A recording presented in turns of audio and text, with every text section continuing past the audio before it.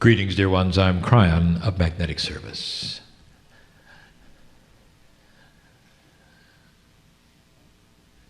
There is the energy of safety in this place.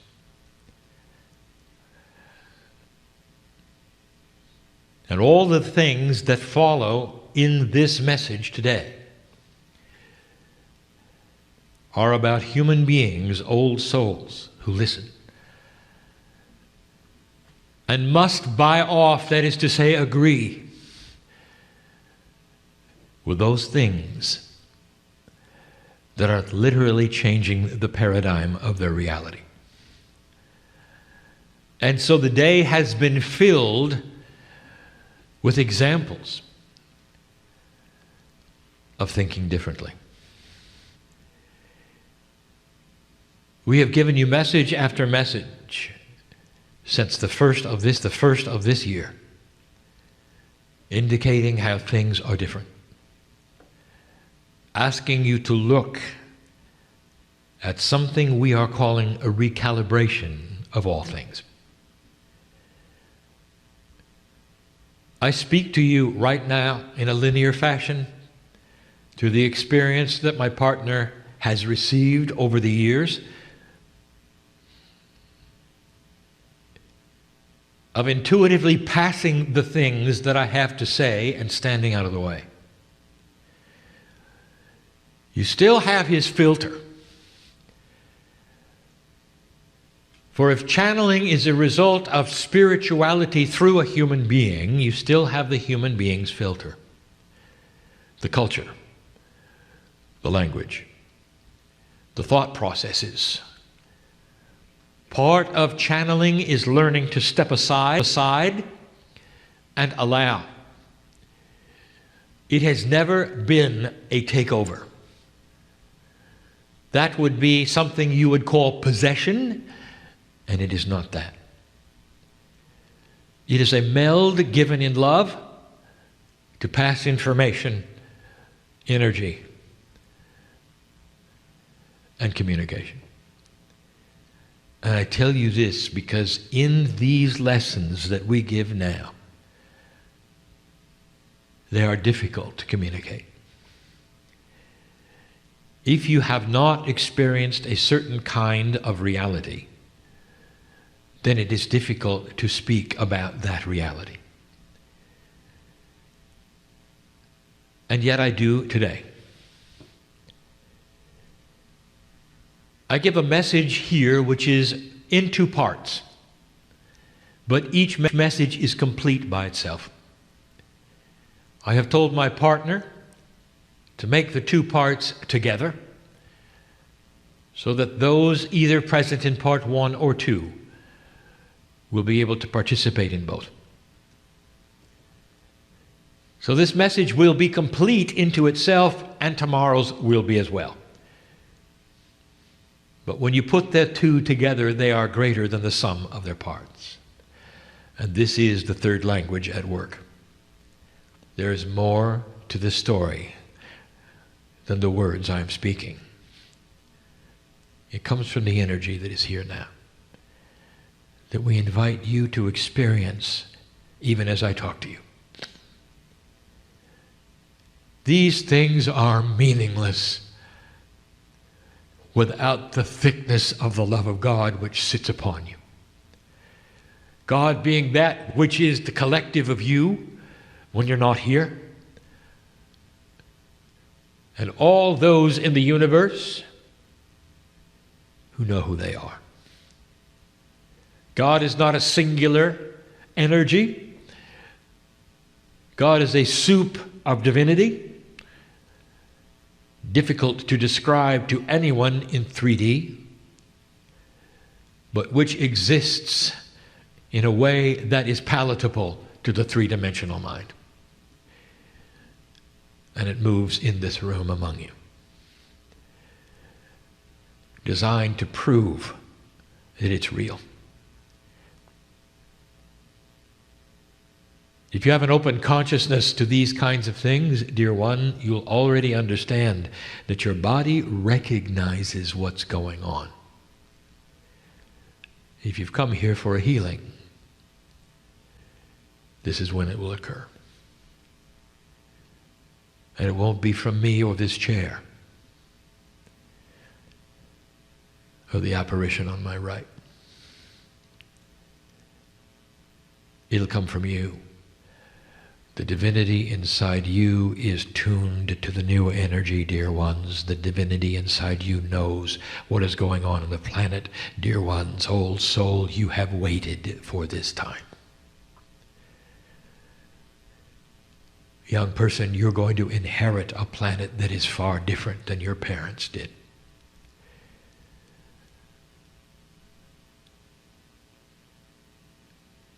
And the energy is afoot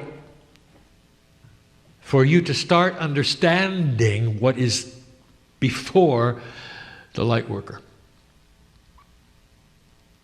I'll call this one the recalibration of self, to be confused with the recalibration of humanity or the human being, of self, the core of you.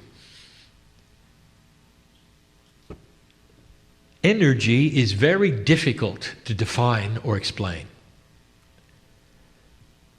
Often when you talk about energy, it is that which pulsates linearly through the wires in a double-phase system, which is your electricity. And that's not what we're talking about. Energy is not singular information. Energy is not three-dimensional, not the kind we speak of. It is a multi-dimensional attribute all around you of a confluence of earth and consciousness. And it brings about that which you call manifestation. You are born in a certain energy. We speak of the grids of a planet in a certain energy. And it's not well defined. You may walk into a room and say, well, the energy does not feel good here today. And in another day, you'll walk in and you'll say, wow, did you feel the energy today? You can even use the word to mean positive and negative things. And so how would you ever define energy? We will say this. What I'm about to give you in the lessons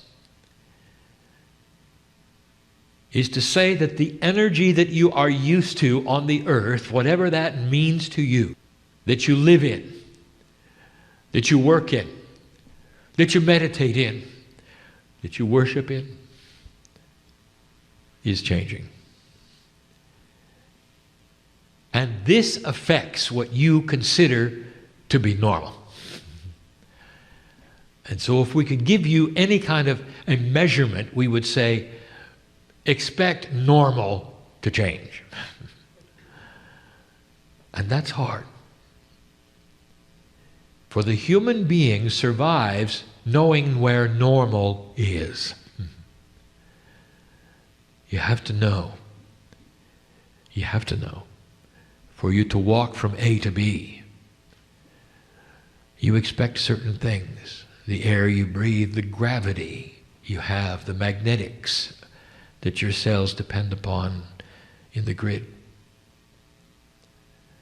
What if many of those things won't be the same? And the only thing you are aware of as a human being is that it feels different. So let us start by talking about these things which feel different. Here is an example of a recalibration. It's a summary of what we've given before, not long ago, regarding the grids. We told you that the crystalline grid of this planet, an esoteric, invisible, multidimensional attribute, was changing. We told you what it was. It is the memory of humanity. The crystalline grid is therefore linked to Gaia and responsible for that which you call portals and that which you call dark energy, even in spots where war has been, for it reflects a memory of what humans have done. That's the crystalline. That's why it's called the crystalline. We told you that. Because the metaphor of anything crystalline is that it holds vibration.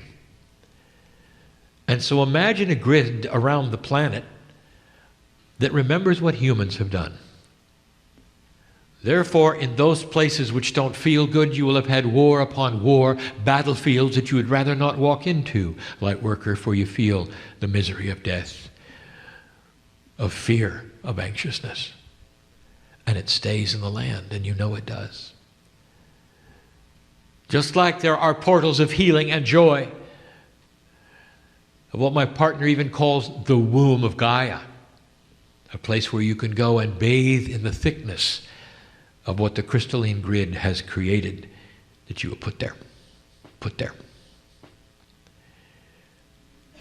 And we told you something amazing. We said that human beings are responsible for posturing that grid.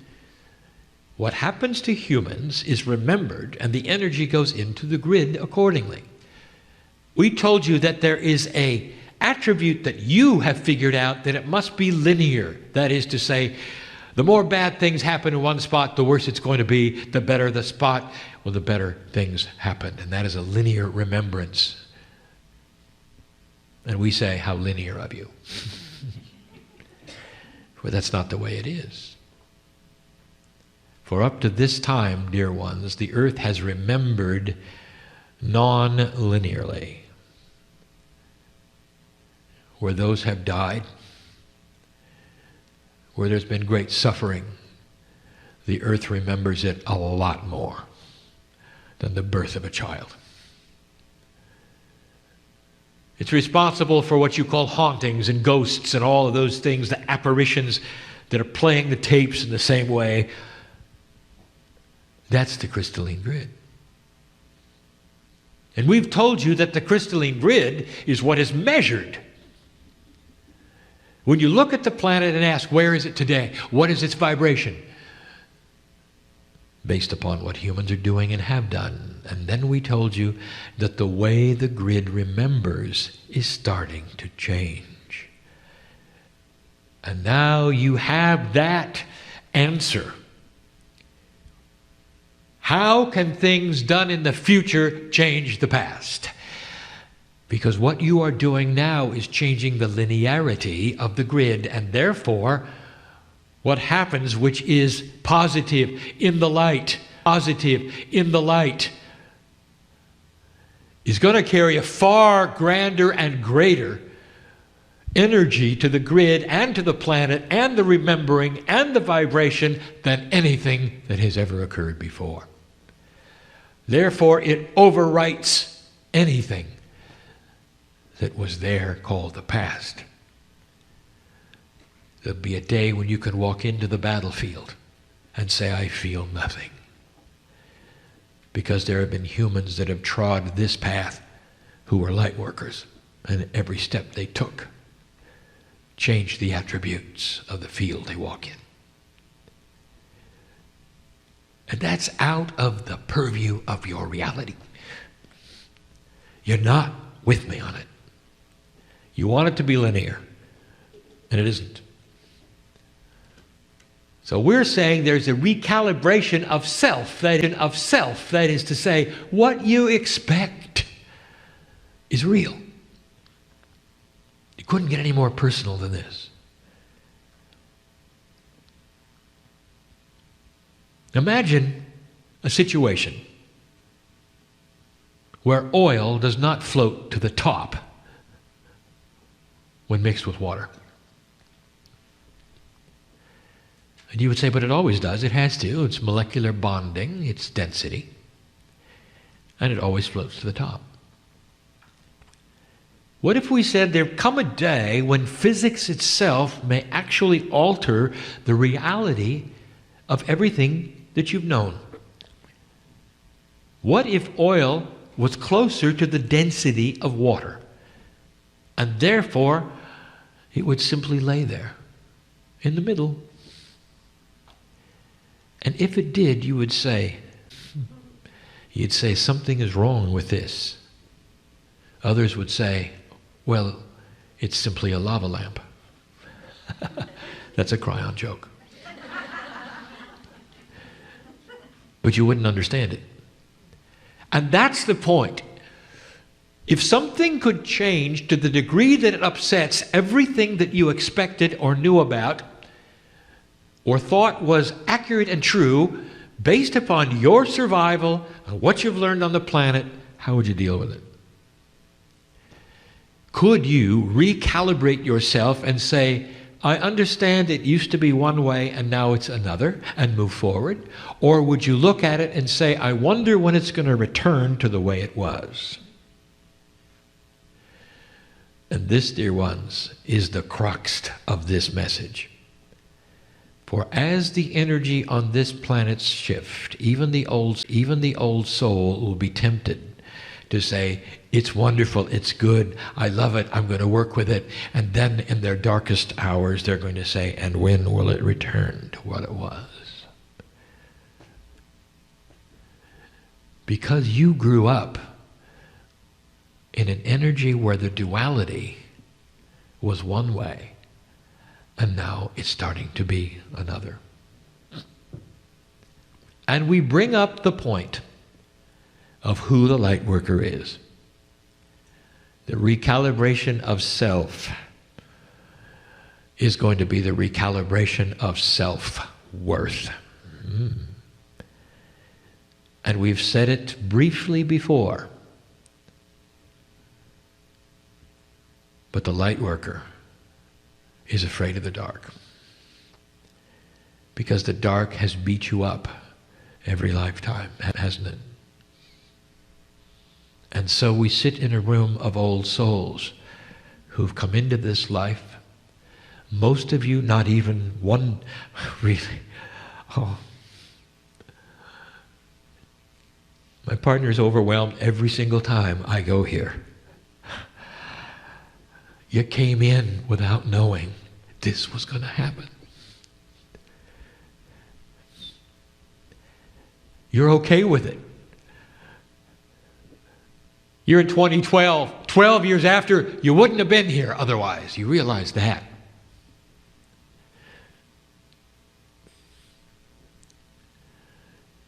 Those were the potentials, those were the fortune tellings of the time.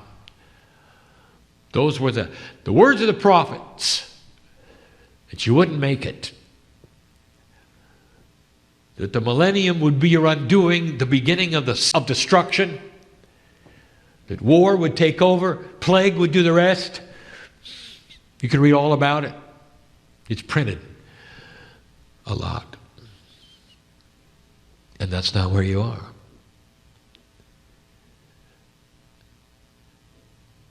When I first came in, slightly later than the harmonic convergence, I told my partner I was here because of what humanity had done. I told my partner I would not have been here otherwise, for there was been nothing to teach, that you would not have made it. Those who were astute, who felt the crying energy come in, knew why it was here. A whole group coming to share to humans, to be their cheering section, because they had turned it around. The Soviet Union had fallen over, which was in no prediction anywhere. Other things had started to move around without any predictions anywhere. And there would have to be guidance and direction for this very day that you sit here. A recalibration of your survival instinct, of what you think is real. And whether you're able to cope with the recalibration or whether you're always looking over your shoulder, wondering when it's going to return. And so this message is one of two. An encouragement, an acknowledgement of who an old soul is and why they need to do this. And so we just lay it out bare. The oldest souls in here have been through the worst of the worst. And every lifetime written upon your DNA carries engrams of emotion. You came into the world expecting it to do what it always did. As soon as you started awakening to the truth in the past, you'd have to hide. You might have blocked this from your memory, but I was there, and so was your higher self. Some of you, not too far from here, were burned at the stake.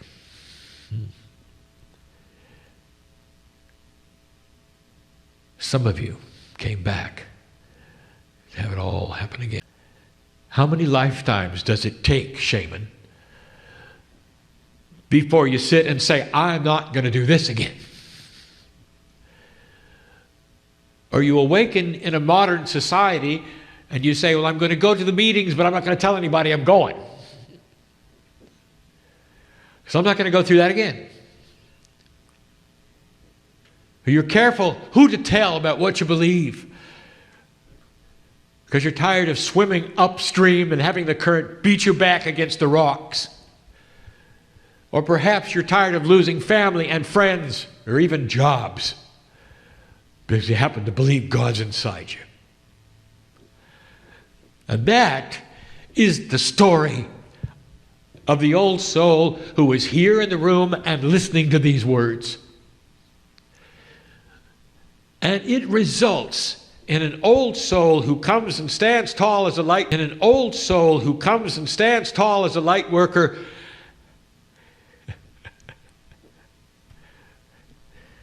and lacks self-worth. And that's an oxymoron. How can you have a lighthouse that's uncertain of its light? Or whether it's doing anything right? Or whether the waves will come and knock the light out? And that's who is in front of me. Because you're all that way. This turnaround cannot instantly create giants and heroes of worth. Especially among those who have practiced this for many years on this planet. Think you have it all figured out, and you don't. Not for this energy that's coming, you don't. And that's what we want to address. There is something coming where you will be able to manifest things only dreamed of, but it's going to take belief, realignment, and understanding that dimensionally you are more powerful in dimensions you cannot see than the ones you can see. And you weren't taught that in school or by your mother. And that's where we are. And you're going to say, well, what's going to happen, Cryon? Training, practice, intent, design. You're going to have to want to go there. If you do not actively attempt to change, you will always be floating on the surface like the old oil. We use that example because you have an idea of where dark and light goes on the planet. So let's bring this up in a way that you'll understand. Let's talk about that dark and light thing. Yet again, we have given you the information over and over that darkness defined is the absence of light. And yet, what do you do with this?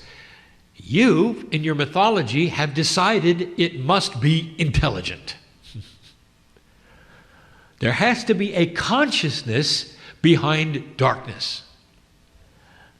And because you have decided there is, therefore, you fear it. Never understanding that it will flee from the light. You still don't believe it. Now, there are humans right now saying, wait a minute, Cryon, you mean there's no such thing as evil? I didn't say that. Because this is difficult for you to understand. When humans take that which has no light and apply it to a consciousness of their own design, it becomes human evil design. Now, it has consciousness because a human put it there. But alone, there is no entity out to capture your soul. Period. There is only a balance of dark and light. What humans do with it gives it, therefore, its manifestation. And you're used to a certain balance on the earth. It's not intelligent. That's the first thing that you have to learn, light worker. There's no force against you. You don't believe it. You've always been taught there. You've always been taught there is.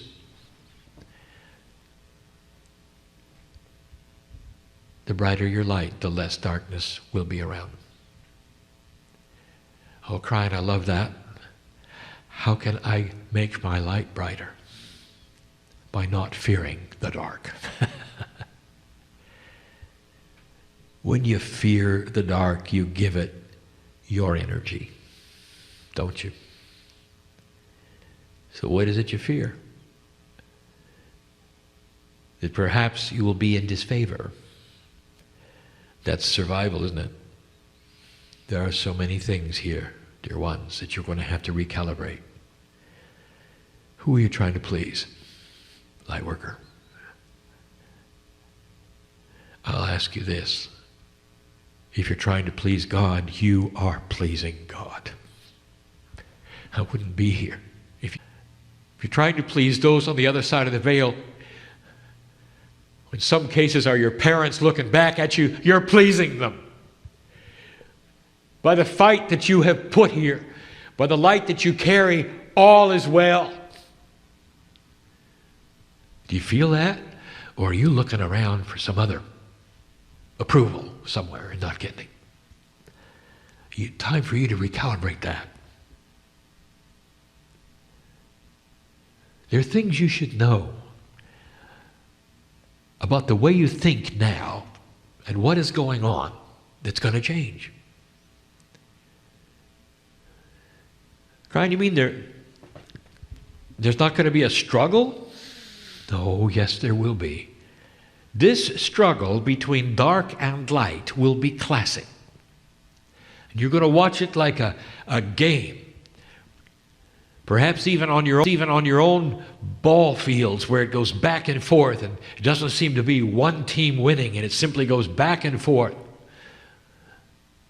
And what will you think about that when that takes place? In your heart of hearts, what are you going to say? Well, we failed. Nothing is happening. And that's because, dear ones, all you are willing to look at is the three-dimensional game field. You're not looking at anything else that might be happening under it or above it. Maybe it's simply a push-pull engine that keeps you busy while something else is happening somewhere else. What if you're a piece of the puzzle working it for something else to happen somewhere else? What if you're a placeholder on this planet? Hard to describe. This, the battle between dark and light. Well, crying, if darkness has no intelligence, how does it battle us? Here are some attributes of the darkness I wish to share. Number one, it's dark. Number two, because it's dark, it cannot see what you're doing. It's stupid. And that is your advantage, for you can see everything, and this energy of darkness simply is an energy. Like gravity is an energy, like magnetism is an energy. When you see magnetism work, and you see things come together which are magnetized, do you look at them, give them names and consciousness? Only because they moved from one place to another, attracted to one another? You do not. You say, this is physics, it's energy. It moves here to there. like oil and water, is energy. And oil floats because of its density. It's lighter than water's density. And dark and light have these kinds of attributes. The only difference is, in the new energy, you are a light creator. Therefore, you are changing the density of the planet. You see what I'm saying? Therefore, the balance of dark and light moves accordingly. It's not smart. It moves out of the way because you were there. And if you don't believe it, you're always going to be tiptoeing around, wondering if the dark is going to get you. Oh, dear light worker, this is the message of today's channel. And tomorrow, I'm going to itemize some of the things that you will see that are dark. But the biggest one is, what are you going to do with it? Although darkness is not intelligent, it is still a balancing force. Therefore, you can expect it to have an effect.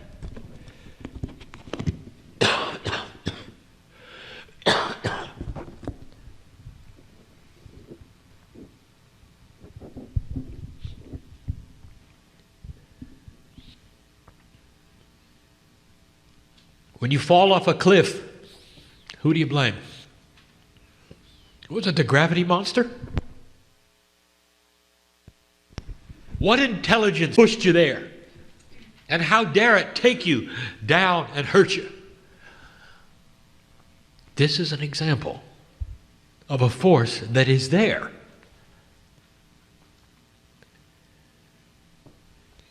But unlike gravity, dear ones, this particular balance on the planet is a multi-dimensional, elastic, dynamic thing. It has been the same way for eons, and now it's not. It is moving accordingly to the energy that you have chosen to create. It is your fate. But unless you readjust to your power, nothing's going to happen. Are you going to simply wait for the young people to do it? And if you do, but it's going to take a lot longer.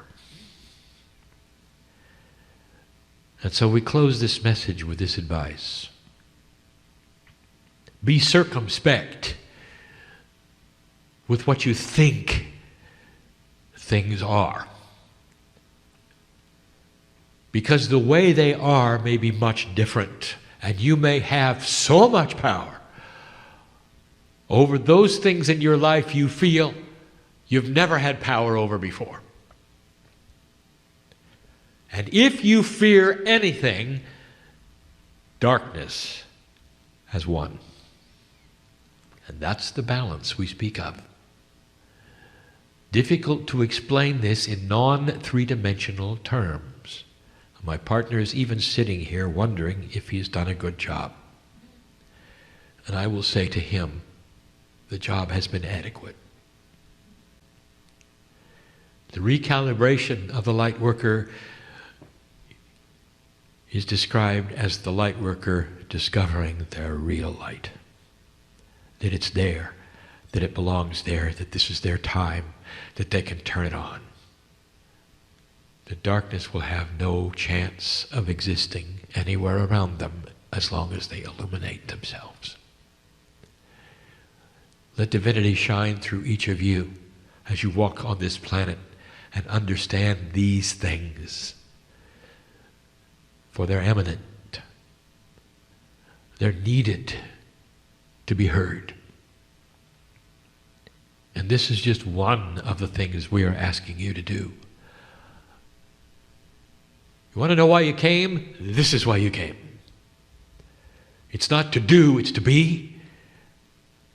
It's to be light where darkness is. And this is the message of the day. I am crying in love with humanity. And so it is.